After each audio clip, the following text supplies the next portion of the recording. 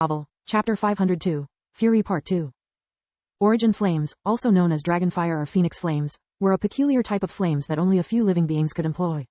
Unlike normal fire, origin flames didn't require the expense of mana to ignite the world energy, but only a spark of life force. Born from life, they were capable of destroying anything, no matter if they were physical or magical in nature. They were purifying flames capable of restoring the natural balance. Magical beasts considered them a manifestation of Mogar's will to clear any past mistake, whereas its targets just called them death. The hybrid only had a part of Teska's memories, but it was enough for him to be aware of the danger they posed. He blinked away to safety as he used a water spell to extinguish the flames. Chaos Dimension had no means to defend itself. The blue fire spread along its lines of power, making the array crumble less than a few seconds after its creation. Meanwhile, Solas's form had turned into a full arm protector, which covered Lith's right arm and shoulder. Her rage was as hot as Lith's was cold. Mana endlessly flowed from the green gemstone on the back of the hand to the yellow one engraved on the shoulder pad, like a raging river about to breach its banks. There were no words that could express her fury, nor lift the weight she felt oppressing her soul. Only crushing Teska's skull with their hand could give her peace of mind. Lith had turned into his hybrid form and was floating in midair without a spell thanks to his wings. Even though he's a hybrid like me, he has no vitals, just like pure abominations. The only way I can kill him is by making him exhaust all of his energy. Black cores cannot be replenished without feeding on life force or world energy.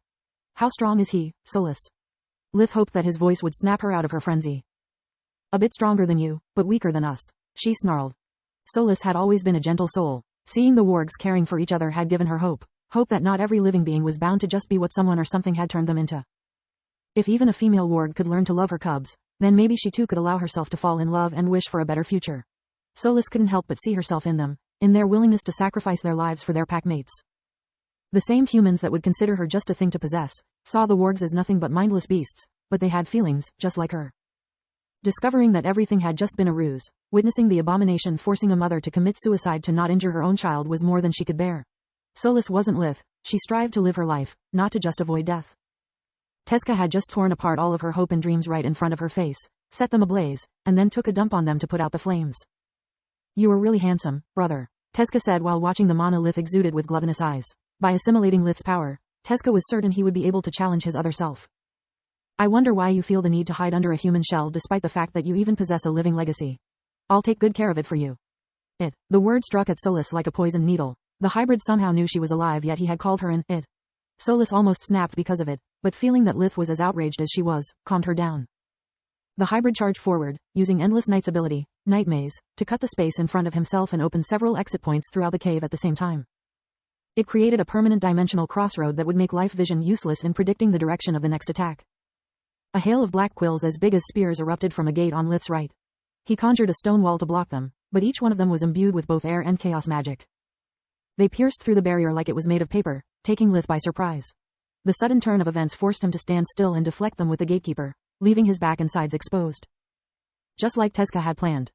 He emerged from a portal at Lith's backside, thrusting Endless Night toward Lith's leg, the only part of his body he couldn't move without his defenses crumbling. Endless Night wasn't a common sword, nor had it been created with normal means. Its bite would create a link between Teska and his prey, allowing him to feed even in the heat of the battle. The hybrid was just about to strike when Solas reacted with her Tier 5 spell, Tower Defense. The whole cave came alive, turning into an extension of her will. The ground at Lith's feet opened up, letting him take cover as the quills flew past him and ran into their own master.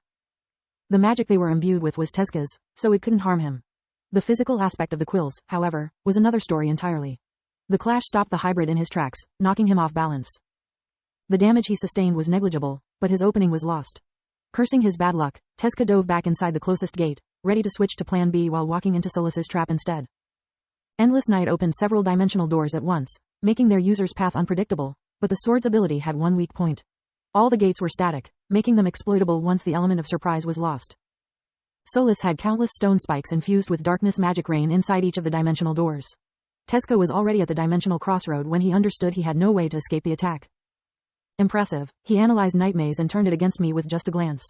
Too bad he underestimated how powerful an eldritch is. Teska grinned while he rushed towards one of the exits.